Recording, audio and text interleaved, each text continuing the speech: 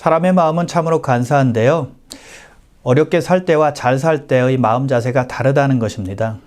성공하기 전과 성공한 후에 어떤 삶의 태도가 다르다는 것입니다. 승리하기 전과 승리한 후에 차이가 있다는 것입니다. 엘리야가 갈멜산에서 거짓 선자들과 대결해서 큰 승리를 이루었을 때 이세벨이 자기를 죽인다고 하자 도망치게 되죠. 엘리야는 하늘에서 불이 떨어지게 해서 450명의 바알 선자들과 대결해서 승리한 사람이었습니다. 그런데 한낱 여인의 말만 듣고 주랭랑을 친 것입니다. 승리 후에 영적인 침체가 온 것입니다. 승리하기 전과 승리 후가 확연한 차이가 있어요. 엘리야와 반대인 경우도 많이 있습니다. 승리 후에 교만이 찾아오는 것입니다. 아마 그런 경우가 훨씬 더 많을 것입니다. 위기가 지나고 평안하고 또 안정이 있을 때 꼭 우리에게 찾아오는 불청객이 있는데 교만이라는 것입니다. 눈에 보이는 승리는 거두었는데 눈에 보이지 않는 영적인 패배를 당할 때가 있다는 것입니다. 이런 패배로 인해서 인생을 망친 인물이 나오는데 오늘 본문에 소개되고 있는 남유다의 9번째 왕인 아마샤입니다. 성경은 아마샤에 대해서 뭐라고 말씀하고 있을까요? 오늘 본문 2절입니다.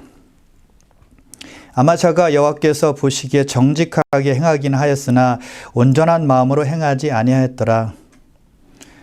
하나님께서 보시기에 바르게는 행했지만 하나님께서 원하시는 것을 다 하진 않았다는 것입니다.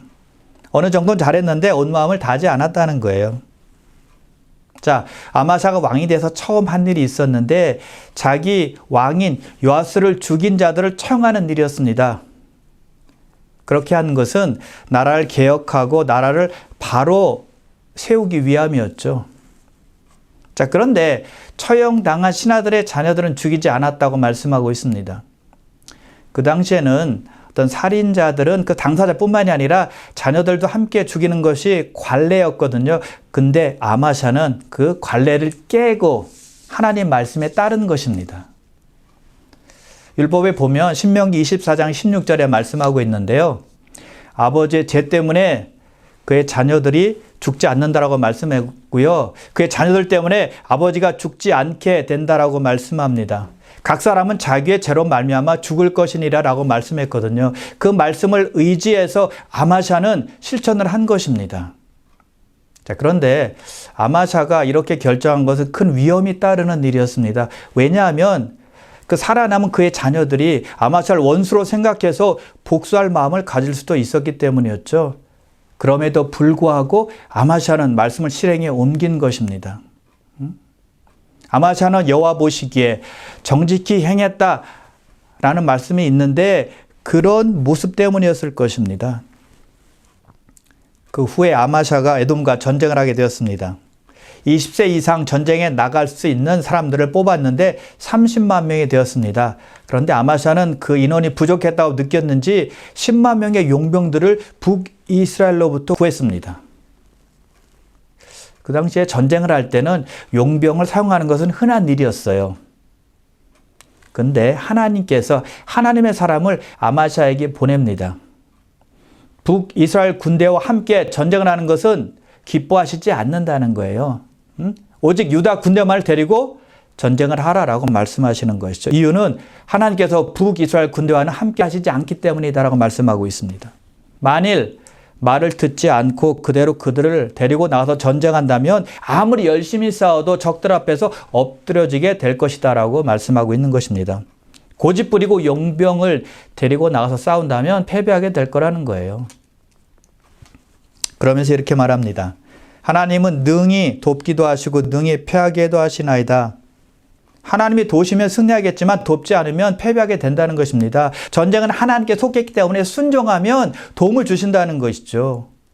그 하나님의 사람의 말을 듣고 아마샤가 이렇게 말합니다. 내가 100달란트를 이스라엘 군대에게 주었으니 어찌합니까? 용병값을 이미 지불했다는 것입니다. 은 100달란트는 현재 달러로 계산하면 약 200만 불 정도가 되는 어마어마한 돈입니다. 많은 돈을 투자했는데 그들을 돌려보내면 완전 손해 아닙니까? 라고 말하는 것입니다. 투자한 돈이 아깝다는 것이죠. 아마시아 입장에서 보면 난감할 수 있었다는 것입니다. 전쟁에서 이기려고 많은 돈을 써서 용병을 샀는데 용병을 사용하지 못한다면 돈만 날리는 격이 된다는 것이죠. 본전도 못 뽑는 격이 된다는 것이죠. 그때 하나님의 사람이 이렇게 또 말합니다. 하나님께서 능히 이보다 많은 것을 왕에게 주실 수 있나이다. 하나님께서는 용병 10만 명보다 더 많은 것을 주실 수 있는 분이라는 것입니다. 하나님께 순종하면 더 귀한 것을 하나님께서 갚아주신다라고 말씀하고 있는 거예요. 우리도 때때로 그런 도전을 받을 때가 있습니다. 어떤 것을 이루려고 계획하고 준비해서 열심히 진행합니다. 근데 하나님께서 내가 준비하는 것, 내가 계획하는 것 내려놔 라고 말씀하실 때가 있어요. 그래도 기도로 준비했는데 잘못된 방법으로 계획한 것이 아니었는데 내려놓으라고 말씀하시는 것입니다. 순종하기가 쉽지 않겠죠? 근데 하나님의 사람은 순종하는 것입니다. 왜요? 하나님은 항상 옳기 때문입니다. 내가 보기에는 별 문제가 없는 것 같아도 하나님께서 아니라고 하시면 아닌 거예요. 내가 모르는 어떤 욕심이 있을 수 있고 교만이 있을 수 있고 이기심이 있을 수 있고 어떤 잘못된 동기로 시작될 수도 있었다는 것입니다. 그래서 더 좋은 것으로 주신다는 믿음을 가지고 내려놓고 하나님을 바라보고 하나님을 따르는 것이 필요하다는 것이죠. 그런 사람이 하나님을 사랑하는 사람이에요. 아마샤가 그랬습니다. 과감하게 그의 계획을 다 내려놓고 10만 명의 용병들을 그들의 고향으로 돌려보낸 겁니다. 그 결과 어떻게 되었을까요? 대승을 거두게 되었습니다. 아마샤는 용병을 믿고 용병을 의지하며 이길 수 있을 것이다 라고 생각을 했지만 그들 없이도 이긴 것입니다. 아군의 피해는 없었고요. 믿고 순종한 결과였다는 것입니다. 여러분, 그래서 여러분이 계획한 뜻이나 여러분이 그 준비한 것들이 하나님의 뜻이 아니라는 것을 깨닫는다면 내려놓고 하나님을 따르시기를 바랍니다. 하나님은 우리보다 더 크시고 위대하시기 때문입니다. 우리가 생각하는 것을 뛰어넘어서 역사하시기 때문이에요. 아마샤는 잘한 겁니다. 쉽지 않은 결정이었지만 자기 판단과 자기 어떤 그 생각과 계획을 다 내려놓고 하나님을 의지했던 것입니다. 칭찬받을 만해요. 자, 그런데 문제가 생기는데 용병들이 돌아갈 때 크게 분노했다는 것입니다. 왜 분노했을까요? 전쟁을 하면 전리품을 얻을 기회가 생기는데 그 기회가 없어졌기 때문이죠. 전리품을 얻겠다라고 잔뜩 기대했는데 돌아가라고 하니 기분 나쁠 수밖에 없었죠. 그리고 한 번 더 싸워보지 못하고 돌아간다면 자기들의 왕과 가족들과 친구들에게 뭐라고 말하겠습니까? 면목이 없잖아요. 오늘 본문에 보니까 이스라엘에서 구해온 10만 명의 그 군사들은 큰 용사들이라고 했습니다. 용감하다고 해서 자기들이 뽑혔는데 한 번도 싸워보지 못하고 빈손으로 돌아간다면 부끄러운 일이 되지 않겠어요? 그래서 기분 나쁠 수 있었다는 것입니다. 그래서 그들은 자기들의 분노를 표출했는데 누구에게 표출했을까요? 유다 사람들에게 표출한 거예요. 13절에 보니까 유다 성읍들 공격해서 탈취했고 3,000명이나 죽었다고 말씀을 하고 있습니다. 용병들은 돌아가다 유다 사람들에게 분풀이를 했고 그들에게서 물건을 탈취한 것입니다. 전쟁에서 얻지 못한 전리품들을 유다 사람들로부터 약탈한 거예요. 그래서 아쉬운 것은 아마샤가 용병을 구하기 전에 하나님께 먼저 물어보았으면 얼마나 좋았을까라는 생각입니다. 하나님의 뜻을 먼저 구했더라면 3,000명이 죽는 불상사를 피할 수 있었을 텐데라는 아쉬움이 남는다는 것입니다. 약탈을 당하지 않았었을 거고요. 아마샤가 하나님의 말씀을 듣고 순종해서 용병들을 돌려보내는 일은 참으로 잘한 것입니다. 그러나 그 전에 자기 마음대로 용병을 구한 대가는 톡톡히 받은 거예요. 그래서 아마샤는 정직하긴 했지만 온전하지 않았다라고 말씀하고 있는 것이죠. 우리가 이런 신앙에서, 이런 반쪽짜리 신앙에서 탈피하기 위해서는 먼저 하나님을 찾고 하나님의 뜻을 구하는 것이 필요하다는 것이죠. 너희는 먼저 그의 나라와 그의 의를 구하라라는 말씀을 우리는 꼭 기억해야 한다는 것이죠. 자, 하나님께서는 아마샤가 북이스라엘과 동맹 맺는 것을 기뻐하지 않으셨습니다. 아마샤뿐만이 아니라 유다 왕들이 북이스라엘과 거래하고 그들과 손잡는 것을 기뻐하지 않으셨다는 것입니다. 전에 아주 훌륭한 왕이었던 여호사밧이 아합의 지방과 혼인관계를 맺자 하나님께서 선지자를 보내셔서 그를 크게 책망하신 것 있지 않았습니까? 그들과 교제하는 것을 원치 않으셨다는 것입니다. 왜냐하면 북이스라엘 사람들은 우상 숭배했죠. 하나님을 반역했죠. 인본적으로 살았기 때문이었습니다. 그러나 남유다는 다윗의 혈통이기 때문에 순수한 신앙심을 유지했어야 했다는 것입니다. 거룩함을 지켜야 한다는 것입니다. 하나님께서 우리에게 원하시는 것도 똑같습니다. 순수한 신앙입니다. 세상에 물들지 않는 것입니다. 그런데 세상이 우리를 부르고 있죠. 손짓하고 있습니다. 우리와 거래하자. 응? 우리와 함께 살자. 우리와 섞어서 살자. 우리가 더불어 살자라고 유혹하고 있는 것이죠. 그렇지 않으면 낙오되는 거야. 그렇지 않으면 왕따 당하는 거야 라고 말하고 있는 것입니다. 세상은 변하고 있고 과거는 끊임없이 발전을 거듭하고 있는데 세상을 쫓아가지 않으면 도태되는 거야. 뒤처지는 거야 라고 말하고 있는 것입니다. 그래서 우리가 세상과 동맹을 맺고 사는 것이고 거래를 하게 되는 것입니다. 우리 유익을 위해서 또는 목적을 위해서 세상과 손잡는 거예요. 하나님을 따르지만 필요하면 세상이 악한 것도 나의 유익을 위해서 취하는 것입니다. 하나님을 사랑하지만 세상도 사랑하는 거예요. 우리는 세상과 함께 살아야 합니다. 그러나 물들거나 동화되거나 쫓아가면 안 된다는 것이죠. 구별되며 거룩하게 분별력 있게 살아야 된다는 것이죠. 자, 아마샤가 하나님께 순종하자 에돔과의 전쟁에서 큰 승리를 거두었습니다. 그런데 문제는 돌아갈 때였습니다. 전쟁이 끝나고 돌아갈 때 아마샤가 무엇을 했나요? 오늘 본문 14절입니다. 아마샤가 에돔 사람들을 죽이고 돌아올 때 세일 자손의 신들을 가져와서 자기의 신으로 세우고 그것들 앞에 경배하며 분향한지라 끔찍한 죄를 저지르게 됩니다. 전쟁에서 승리 후에 에돔 사람들이 섬기던 신들을 우상들을 가져와서 세우고 섬기고 분향하고 경배한 거예요. 하나님의 말씀에 순종해서 용병들을 돌려보내는 결단을 했기 때문에 순종했기 때문에 전쟁에서 승리했습니다. 그러나 죄의 유혹에는 승리하지 못한 것입니다. 우상 숭배에 빠지게 된 거예요. 하나님께서 즉시 진노하셔서 선지자를 아마샤에게 보냅니다. 이렇게 말씀하세요. 자기 백성인 에돔 사람들을 구하지도 못하는 신이 진짜 신이냐 가짜 신이 아니냐 그런 신에게 왜 절을 하고 있느냐라고 책망하는 것입니다. 그런 책망을 받은 아마샤가 어떻게 했을까요? 어떤 반응을 보였을까요? 선지자에게 이렇게 말합니다. 우리가 너를 왕의 모사로 삼았느냐? 그치라. 나는 너를 모사로 세운 적이 없다.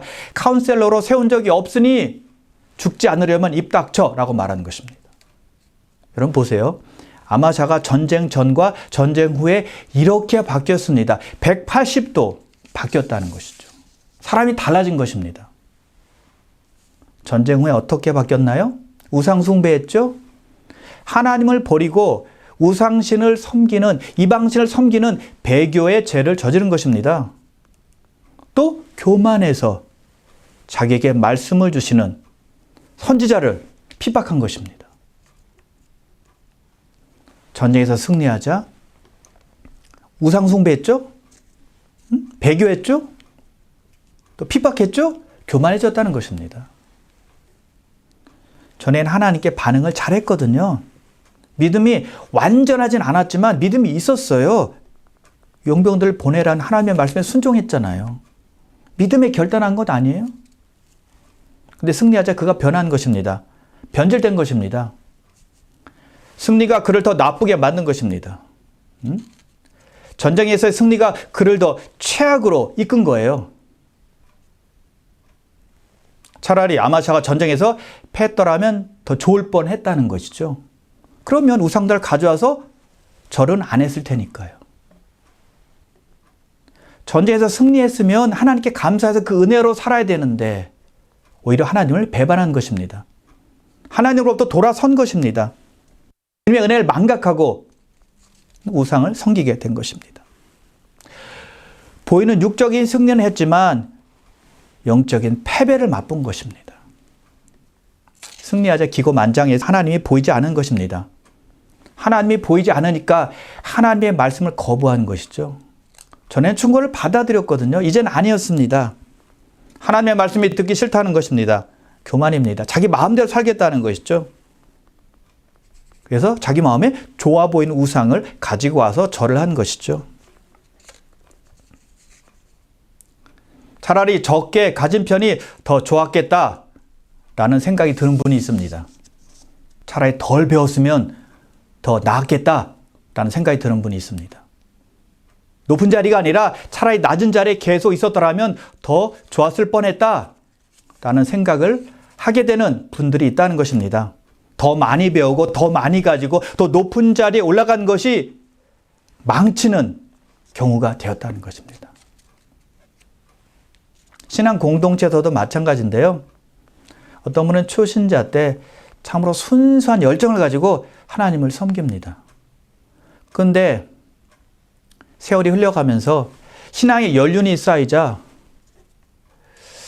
왠지 모르게 형식적으로 신앙생활 합니다. 또 교회에 대해서 불평, 불만이 왜 이렇게 많은지요. 남을 잘 판단합니다. 그런 분을 보면 차라리 초신자 때가 참 좋았는데 라는 생각을 하게 된다는 것입니다. 또 어떤 분은 직분 받기 전에는 그렇게 열심히 섬기고 봉사합니다. 그런데 직분을 받자 큰 벼슬이나 받은 것처럼 어깨에 힘을 주고 다닙니다. 남에게 보이기 위해서 봉사하고 섬길 때가 많습니다. 그런 분들을 보면 차라리 직분 없이 봉사하는 것이 훨씬 나았을 텐데 라는 생각이 든다는 것이죠. 또 어떤 분은 건강이 좀 안 좋았을 때 하나님께 부르짖습니다. 힘들지만 봉사도 합니다. 힘들지만 헌신해요. 예배란 예배도 다 참석하고. 그래서 하나님께서 긍휼히 여기셔서 그에게 건강을 주십니다. 근데 건강을 봤더니 몸이 좋으니까 자기의 건강만 믿고 예배를 심심치 않게 빠지는 것입니다. 봉사도 빠지고 섬기는 것도 빠지고. 그런 분들을 보면 차라리 약간 아픈 것이 더 나았었나라는 생각이 든다는 것입니다. 또 어떤 분은 경제적으로 아주 힘들어서 하나님께 부르짖고 하나님만 의지합니다. 자신의 집의 경제를 좀 해결해 달라고, 회복시켜 달라고 간절히 기도합니다. 하나님께서 응답해 주세요. 그래서 사업이 잘 되게 해주세요. 또 직장에서 일하는 사람이라면 또 승진시켜 주시기도 하시고. 그러자 이제 돈이 풍부해지는 것입니다. 놀러 다니느라 예배 참석 힘들어지고, 봉사 섬기는 거 힘들어지는 것입니다. 그런 분을 볼 때 차라리 저분은 좀 경제적으로 부족한 것이 더 나았겠구나라는 생각이 든다는 것입니다. 오래 믿고 형편이 나아지면 성숙한 신앙인이 되어야 되는데 그 반대가 될 때가 많다는 것입니다. 아마샤 비슷한 사람이 되는 것입니다. 아마샤 보십시오. 전쟁에서 승리하자 하나님으로부터 멀어졌잖아요. 승리하자 하나님 말씀을 거부했잖아요. 아마샤는 자기 주제도 모르고 행동한 것입니다. 왕이 된 것도 하나님의 은혜로 된 것이고요. 또 전쟁에 승리한 것도 하나님의 도움으로 된 것인데 그것을 알았다면, 그것을 깨닫는다면 하나님께 감사함으로 열심히 섬겼어야죠. 그리고 백성들을 선과 정의로 다스렸어야죠. 근데 우상을 가지고 절을 해요. 우상을 숭배합니다. 백성들에게 우상을 부추기는 역할을 했다는 것이죠. 자기의 책임, 의무를 경멸한 것입니다. 또 자기의 사명을 아주 망령되게 망각하고 행동한 것이죠. 여러분, 교만이 참으로 무서운 것인데요. 사람 마음에 교만이 들어오면 눈을 멀게 합니다. 앞에 시야를 가리는 것입니다. 잘 못 봐요. 또 자아를 부풀려서 생각하고 자기를 대단한 사람으로 여겨서 진리와 거짓을 구분하지 못하는 것입니다. 무서운 죄입니다. 그래서 교만한 사람은 사물이나 어떤 상황을 볼 때 하나님이 보시는 것으로 보지 못하는 것입니다. 자기가 원하는 대로 봅니다. 자기 보고 싶은 대로 보는 것입니다. 자기가 만들어 오는 환상 속에 빠져서 자기가 주인공이 되고 왕노릇하는 거예요. 아마샤가 바로 그런 상태에 있었다는 것입니다. 그런 마음의 상태가 있는 아마샤가 북이스라엘과 전쟁을 계획하죠. 아마샤가 이스라엘 왕에게 사신을 보내서 대면하자고 말합니다. 그러자 그때 북이스라엘 왕 이름이 요아스였는데 요아스가 아마샤에게 이렇게 대답을 해줍니다. 그것이 18절에 나오는데요. 요아스, 북이스라엘은 백향목이고 또 남유다, 아마샤는 바로 가시나무다라고 말합니다. 그러니 까불지 말라는 것입니다. 백향목과 가시나무와 비교가 되지 않는다라고 말하는 것이죠. 한 방 먹인 것입니다. 그리고 19절에 보니까 또 이렇게 말합니다. 내가 에돔 사람들을 쳤다고 내 마음이 교만하여 자긍하는도다. 내 궁에나 있으라. 어찌하여 화를 자초하여 너와 유다가 함께 망하고자 하느냐. 내가 에돔과의 전쟁에 승리했다고 해서 지금 마음이 부풀어 있는 것 같은데, 아주 교만 충만한 것 같은데 너와 유다가 망하는 것을 보지 않으려면 그냥 집에나 있어라 라고 말하는 것입니다. 아주 정확하게 꿰뚫어 본 것입니다. 뭐예요? 아마샤가 교만해져 있으니까요. 하나님께서 이스라엘 왕을 통해서 메시지를 주신 것입니다. 근데 아마샤가 듣지 않죠. 결국 전쟁을 강행했고 이스라엘로부터 크게 패하게 됩니다. 이스라엘 왕 요아스 아마샤를 산채로 붙잡고 그를 예루살렘으로 데려가서 예루살렘 성벽 일부를 허물게 되는데 그것을 아마샤로부터 직접 보게 만듭니다. 굴욕적인 일이었어요. 그리고 요아스는 성전 안에 있는 금은과 또 왕궁의 재물들과 또 그릇들을 다 빼앗아 가지고 사람들을 포로로 잡아 가지고 자기 나라로 갑니다. 그 후에 백성이 한 무리가 아마샤를 반역하죠. 아마샤가 라기스로 피했는데 그것까지 따라가서 아마샤를 암살합니다. 그 생애가 비참하게 막을 내린 것입니다. 영광스러운 죽음이 아니라 끔찍한 죽음을 맞이했던 것입니다. 우리 모두에게는 같은 성향이 있다고 생각합니다. 나쁜 상황에 있다가 좋은 상황이 되면 하나님으로부터 벗어나고자 하는 생각이 쉽게 일어난다는 것입니다. 딴 생각을 하는 것이죠. 즉, 우리 속에 잠재해 있는 우상을 끄집어내는 것입니다. 어떤 사람은 욕심의 우상, 어떤 사람은 교만의 우상, 어떤 사람은 돈의 우상, 어떤 사람은 정욕의 우상, 이런 것들을 막 끄집어내는 거예요. 아마샤는 전쟁에서 승리했을 때 그가 끄집어낸 것은 교만이었죠. 교만 때문에 우상 숭배가 이루어진 것이고 교만 때문에 하나님의 말씀을 듣지 않은 것이니까요.